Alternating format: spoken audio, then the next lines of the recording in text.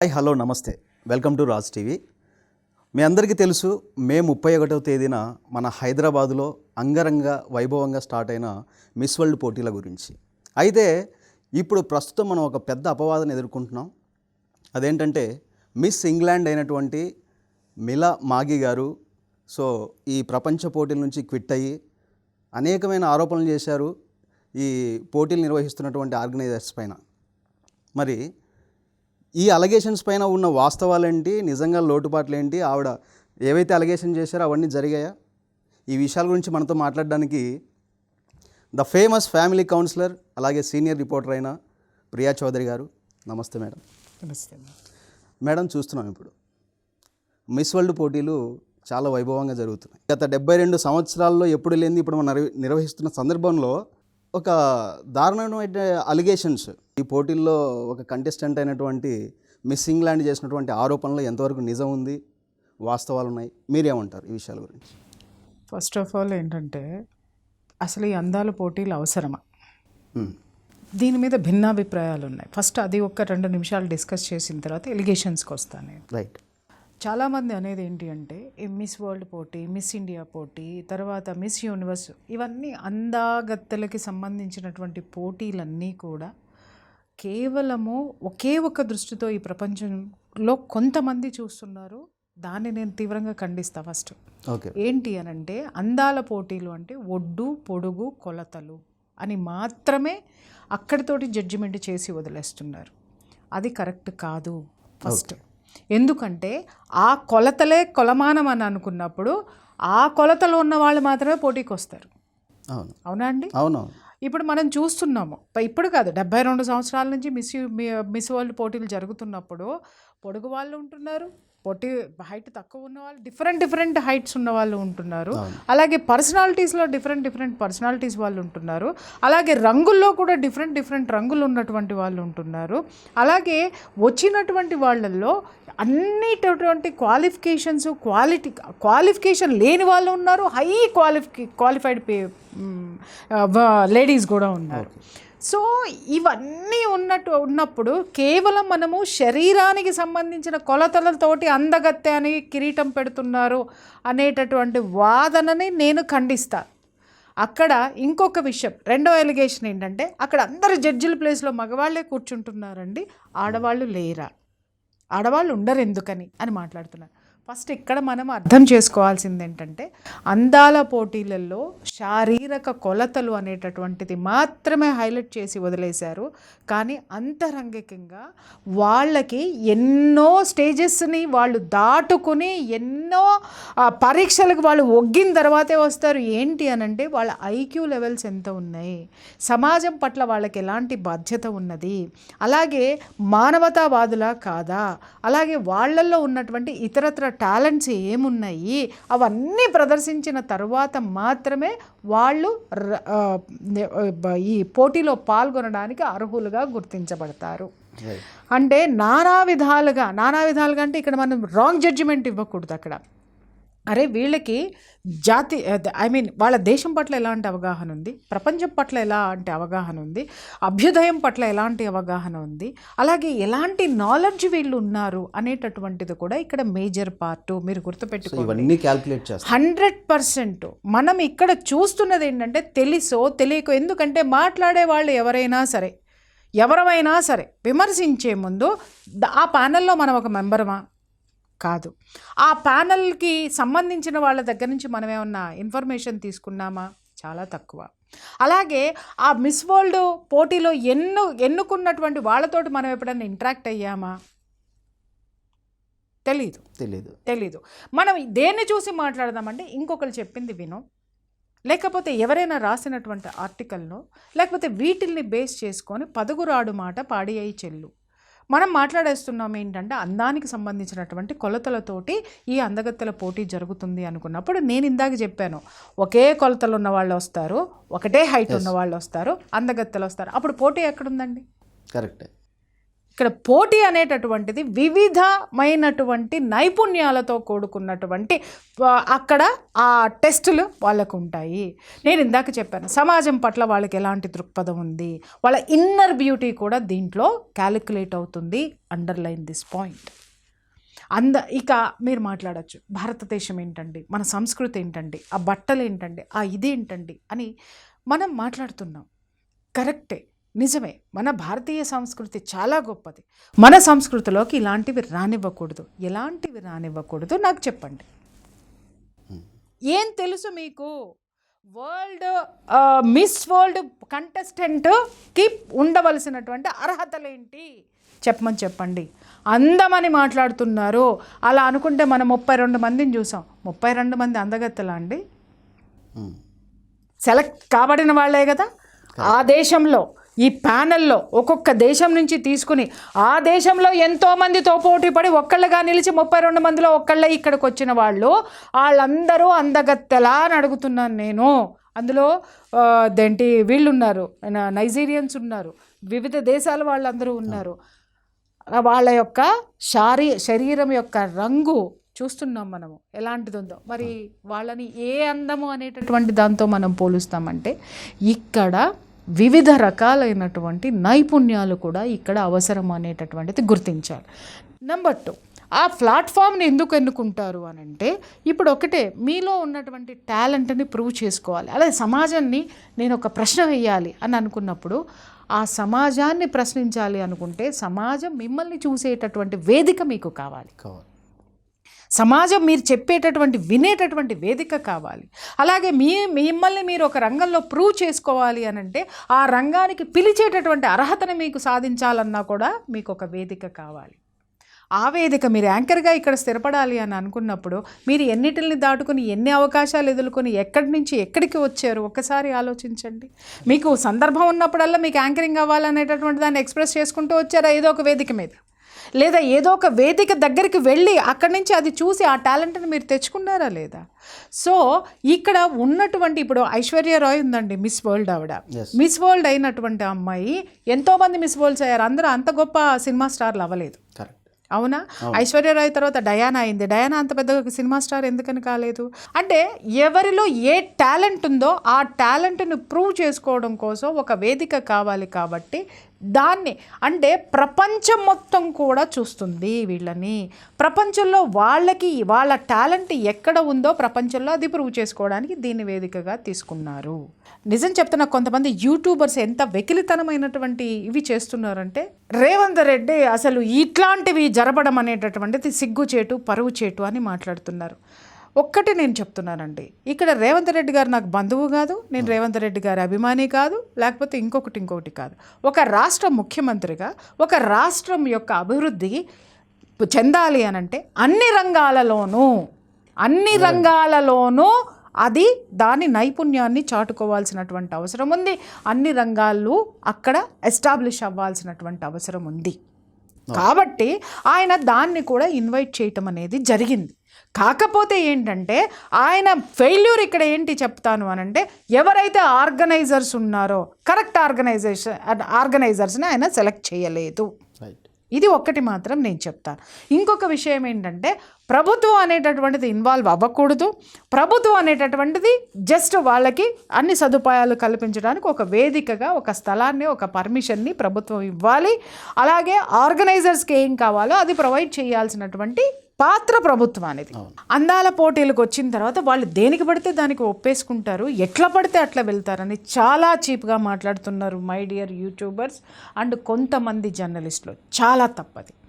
ప్రతి ఒక్క దేశంలోనూ ఒక మోడల్కి కానీ ఇలాంటి అందాల పోటీలకు వెళ్ళే వాళ్ళ ప్రతి ఒక్కళ్ళకి బాడీ గార్డ్స్ ఉంటారు, సెక్యూరిటీ ఉంటుంది.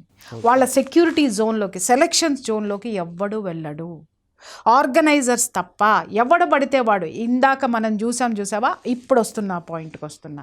ఇక్కడ మన తెలంగాణలో చేసిన దరిద్రం ఏంటంటే, అమ్మాయి పారిపోవడానికి కారణం ఏంటంటే, ఆ లోకల్గా ఉన్నటువంటి ఎమ్మెల్యే పక్కన ఉన్నటువంటి గన్నయ్య, రంగయ్య, పొల్లయ్య, మల్లయ్య, పాపయ్య, ఎడ్డన్న, బొడ్డన్న అందరూ వచ్చేసి షాళ్ళు కప్పేసేసి బొకేలు ఇచ్చేసి వాళ్ళతో ఫోటోలు దిగేసి సెల్ఫీలు దిగేసేటటువంటి స్థితికి దిగజార్చేశారు. వాళ్ళకొక స్థాయి ఉందండి. మిస్ వరల్డ్ ఎక్కడ పెట్టాల్సినటువంటి ఆ యొక్క స్థితిని ఎక్కడికి దిగజార్చాం మనం, ఎక్కడికి దిగజార్చాం చూసాం. చాలా చోట్ల కాళ్ళను బొమ్మల్ని తిప్పినట్టు తిప్పుకుంటా పోయారు. అరే వాళ్ళ యాటిట్యూడ్ ఏంటండి, ప్రాక్టీస్. రేపు 31వ తారీఖుకి వాళ్ళు ఒక్కొక్క రోజు ఒక్కొక్క టాలెంట్ వాళ్ళు ప్రాక్టీస్ వాళ్ళు షో చూపించాల్సి ఉంటుంది. డాన్స్ కానివ్వండి, అలాగే నాలెడ్జ్ కానివ్వండి, తర్వాత ఇంకా వివిధమైనటువంటి వాళ్ళ యొక్క మోడలింగ్ కానివ్వండి, మోడలింగ్ కూడా దాంట్లో ఒక భాగం. అది మోడలింగ్ కానివ్వండి, వివిధ రకాలైనటువంటివి ప్రదర్శించడానికి వాళ్ళు ప్రాక్టీస్ చేసుకోవాల్సినటువంటి అవసరం ఉన్నది.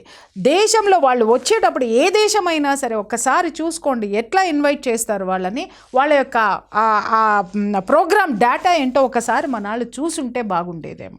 వాళ్ళ దేశంలో వాళ్ళకొక స్థితి ఉంటుంది, వాళ్ళ దేశంలో వాళ్ళకొక సంప్రదాయాలు ఉంటాయి. మన దేశం సంప్రదాయం అని మనం ఎట్లా గుండెలు కొట్టుకుంటున్నామో, ఇంగ్లాండ్ నుంచి వచ్చేసింది అంటే బట్టలోడు తీసేసుకొని నీ ముందు నిలబడుతుందా? తనకంటూ ఒక సాంప్రదాయం ఉంటుంది, తనకంటూ ఒక అస్తిత్వం ఉంటుంది, తనకంటూ ఒక ఇది ఉంటుంది. అలాంటి వాళ్ళని మన దేశం యొక్క పరువండి అది. ఎందుకంటే మన కల్చర్ వాళ్ళకి తెలీదు, మనం ఏంటో వాళ్ళకి తెలీదు. ఎప్పుడూ కూడా ఆ వేదిక ఎలా ఉంటుందో, ఆ ప్రోగ్రామింగ్ నేచర్ ఎలా ఉంటుందో, ఆ ప్రోగ్రామింగ్ నేచర్కి సంబంధించినట్టుగా మనం నడుచుకోవాలి తప్ప ఆ ప్రోటోకాల్ని మనం ఫాలో అవ్వాలి. కానీ మన ప్రోటోకాల్ ఫాలో అవ్వమని ఇబ్బంది పెడితే అమ్మాయి ఏకంగా పారిపోయింది అని అంటే పరువు ఎవరిది పోయింది? తెలంగాణది పరువు పోలేదండి, భారతదేశం పరువు పోయింది ఇక్కడ. ఖచ్చితంగా దీన్ని ఎవరు ఎందుకు పట్టించుకోవటం లేదు? అలాగే చాలామంది యూట్యూబర్స్ మాట్లాడుతున్నారు, ఆ అమ్మాయి ఎలిగేషన్ చేసి వెళ్ళిపోయింది, ఆ అమ్మాయి అందాల పోటీకి రావట్లేదా, అందాల పోటీల్లో ఇలా ఉంటేనే ఆమెకు తెలియదు అని చెప్పు తీసుకొని కొడతాను ఒక్కొక్కడిని కూడా. ఆడపిల్ల అంత అమర్యాదగా ఉందా మీ అందరికీ? అంటే అందాల పోటీలకు వచ్చేటటువంటి ఆడపిల్లల్లో మన భారతదేశపు ఆడపిల్లలు కూడా ఉన్నారు బ్యావకూఫ్స్. వాళ్ళందరూ కూడా అంటే ఇలా ఎవడు పడితే వాడికి పక్క వేసేసి ఎవడు పడితే వాడికి పౌటి తీసేసి చూపించేస్తారని అనుకుంటున్నా. అందాల పోటీలు అంటే ఏంటి? పక్కలో పడుకోవడం అనుకుంటున్నారా? ఎవరితో పడితే వాడితోటి టచ్ చేయించుకోవడం ఆడది అంత నీచంగా అంత తేలిగ్గా ఉందా? అరే దానికి ఒక ప్రోటోకాల్ ఉందండి.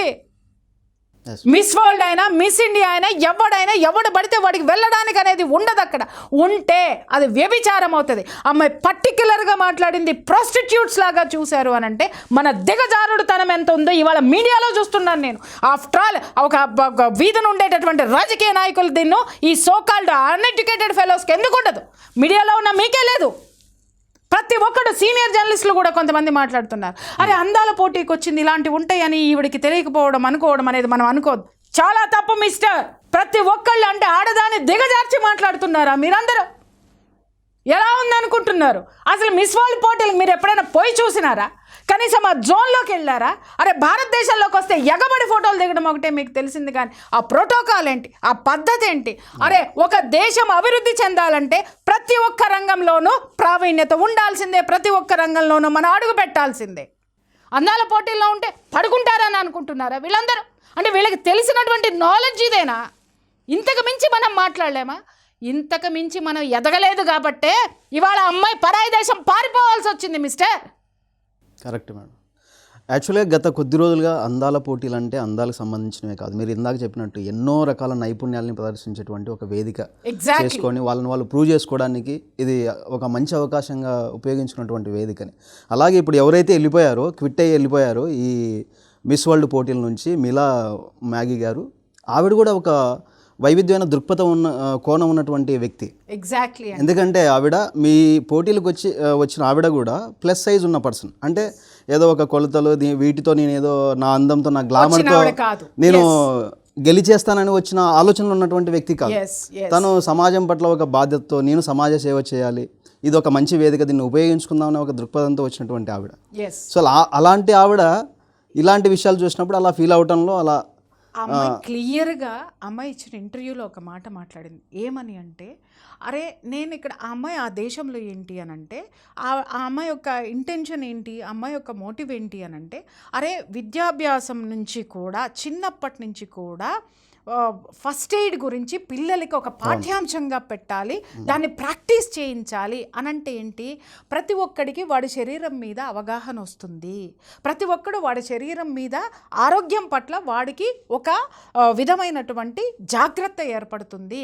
అలాగే పక్కవాడు పడిపోతుంటేనో ఏదన్నా అవుతుంటేనో వీడికి అవగాహన ఉంటే వాడిని కాపాడగలుగుతాడు. ఒక స్నేహపూర్వకమైనటువంటి వాతావరణము, బాధ్యతతో కూడుకున్నటువంటి వాతావరణం అనేటటువంటిది ఏర్పడుతుంది. ఆ అమ్మాయి ఒక మోటివ్ తోటి ఇది సెలెక్ట్ చేసుకుంది. నేను ఇందాక ఫస్ట్లోనే చెప్పా, ప్రతి ఒక్కళ్ళు వాళ్ళల్లో ఉన్నటువంటి దాన్ని ప్రపంచానికి చాటి చెప్పడానికి ఏదో ఒక వేదికను ఎంచుకుంటారు. ఆ వేదికల్లో భాగమే ఈ ప్రపంచ సుందరీమణులు.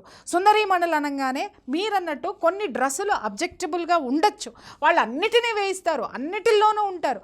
అరే అది కూడా ఒక విధమైనటువంటి నైపుణ్యానికి సంబంధించినది. ఇష్టమైన వాళ్ళు తీసుకుంటారు, కష్టమైన వాళ్ళు వదిలేస్తారండి. ఇప్పుడు మీరే ఇక్కడ వీళ్ళు మాట్లాడుతున్నారు, చెత్త మాట్లాడుతున్నారు. చెత్తగాళ్ళకి నేనేం చెప్తున్నానంటే, మీకు తెలీదా ఇక్కడికి వచ్చారు, ఇక్కడికి వచ్చి ఇలా మాట్లాడుతున్నారేంటని. అరే స్విమ్ సూట్ వేసుకోవడానికి ఇష్టపడిన అమ్మాయి వస్తుంది. అలాగే వాళ్ళు ఇచ్చినటువంటి డ్రెస్ ఏదైతే ఉందో, అది మోడ్రన్ డ్రెస్ ఏదైతే ఉందో, ఎంతవరకు తనకు అభ్యంతరం ఉండదో అంతవరకు సిద్ధపడిన అమ్మాయి వస్తుంది. అభ్యంతరం ఉన్న అమ్మాయి వెనక్కే వెళ్ళిపోతుంది, గుర్తుపెట్టుకోండి. కరెక్ట్. అది వేసుకోదు, వేసుకున్న పర్ఫార్మెన్స్ చేయలేదు, అక్కడే షై ఫీల్ అవుతుంది, వెనక్కి పంపించేస్తారు.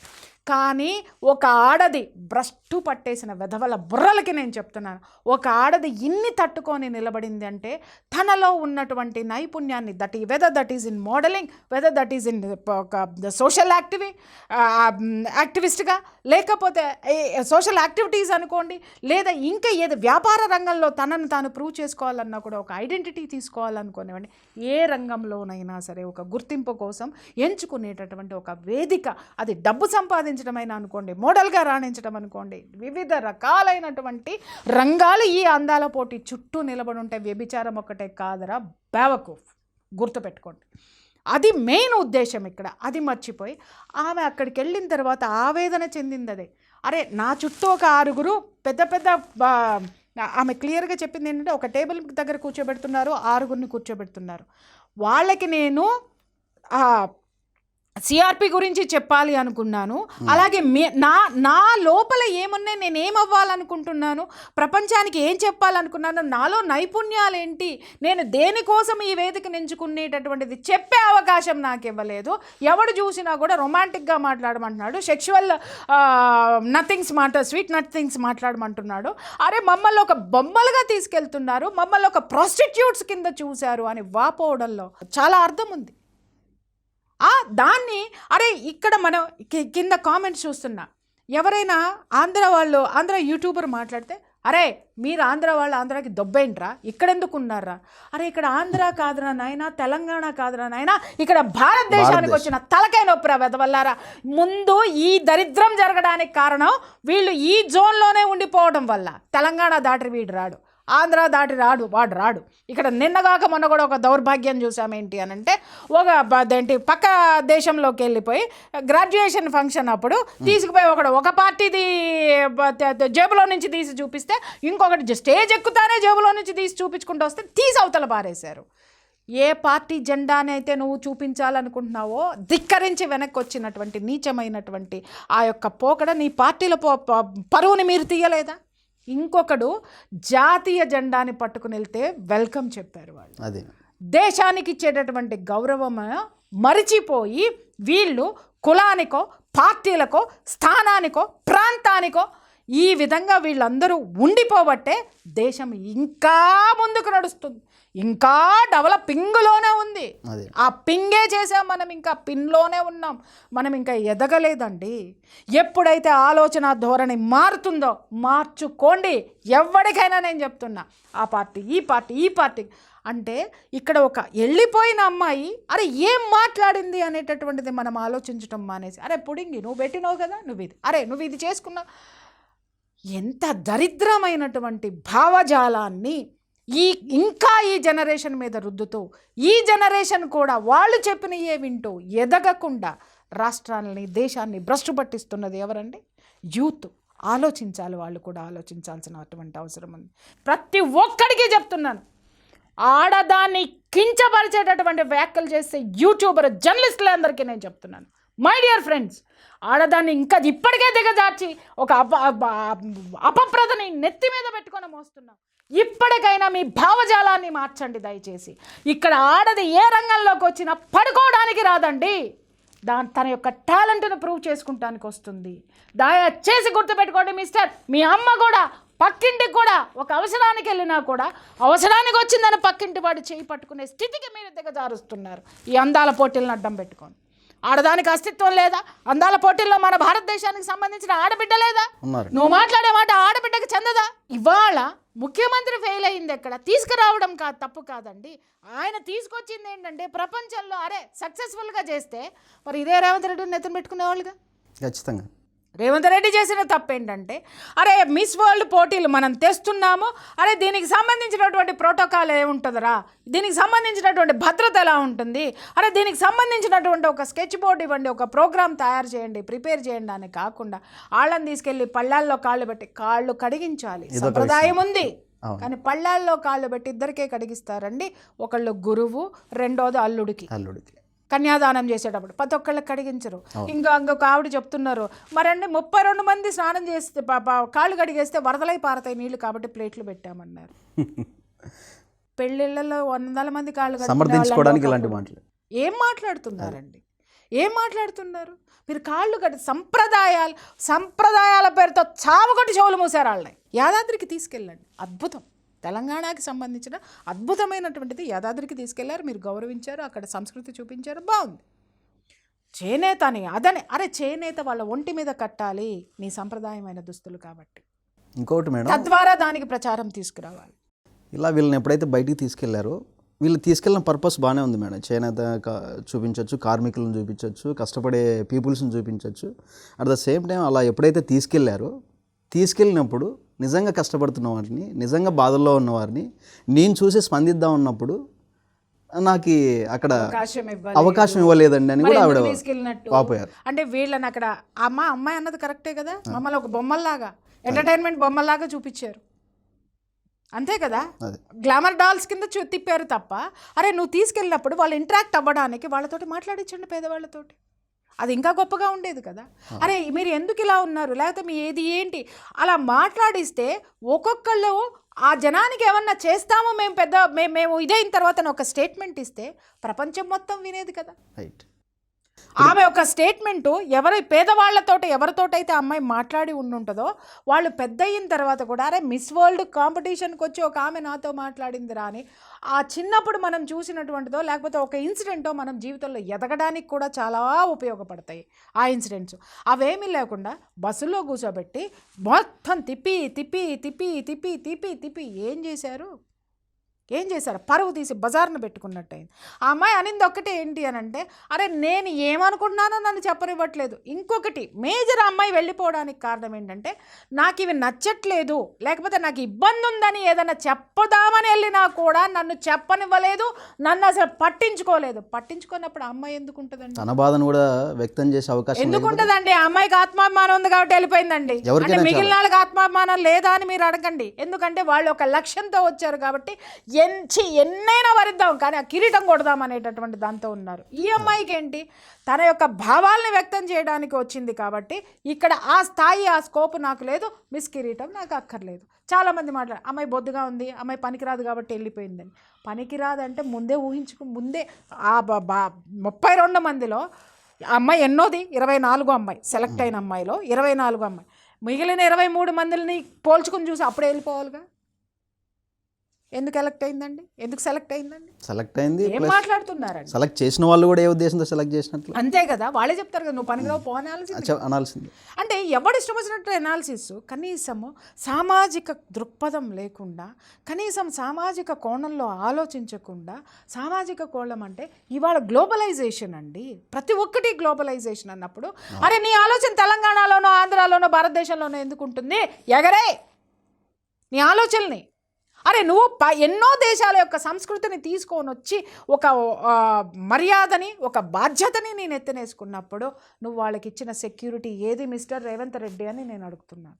ఆయన చేసిన పని మంచిదే, అభినందిస్తూ కూడా అంతమంది ఆడపిల్లల్ని తీసుకొచ్చి నీ ఎమ్మెల్యేలకు సంబంధించిన వాళ్ళకి, నీ బంధువులకి వాళ్ళ చుట్టూ ప్లేస్ ఇస్తే ఆడపిల్ల మనోభావాలు దెబ్బతినవా అండి? మీ అమ్మాయో మీ భార్యనో మీ బంధువులో లేకపోతే మేము వేరే దేశానికి వెళ్ళి ఇన్ని ఇబ్బందులు పెడితే ఒక ముఖ్యమంత్రిగా మీరు ఎలా స్పందిస్తారు సార్? తిరిగి వచ్చేయమని చెప్పరా? కానీ మన రాష్ట్రంలో మనమేం చేస్తున్నాం? వేరే దేశంలో మామూలు వాడు సెనేటర్తో సహా అసలు ఆ ఏరియాలోకే వెళ్ళరండి. ప్రోటోకాల్లో ఎవడైతే ఉన్నాడో ప్రోటోకాల్ మెయింటైన్ చేస్తారు, బాడీ గార్డ్స్ ఉంటారు, వీళ్ళకి సంబంధించిన సెక్యూరిటీ జోన్ భయంకరంగా ఉంటుంది. వాళ్ళ మనోభావాలకి మీకు లెక్కలేదా?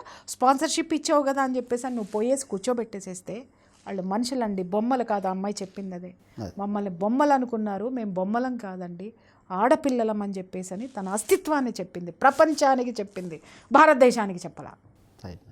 ప్రపంచంలో ఉన్న ప్రతి ఒక్కళ్ళు ఆలోచించాల్సినటువంటి విషయం ఇది.